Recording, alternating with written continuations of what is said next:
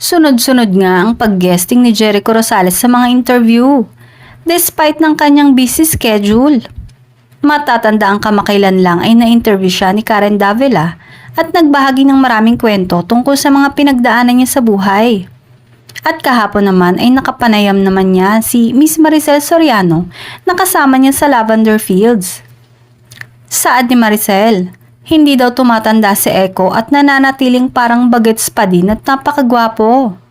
Napagkwentuhan din nila ang tungkol sa pagsasama nila sa set ng Lavender Fields na inilarawan nilang pareho na kahit mabibigat ang eksena ay napakasaya ng set at napakagaan off-cam.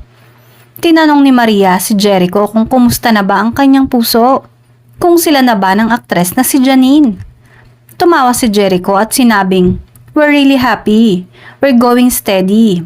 She's a professional actress. Masiyahin, baliw din, makulit, so happy kami." Idinagdag din ng aktor na pareha sila ng humor ni Janine kaya mas madalas silang magtawanan.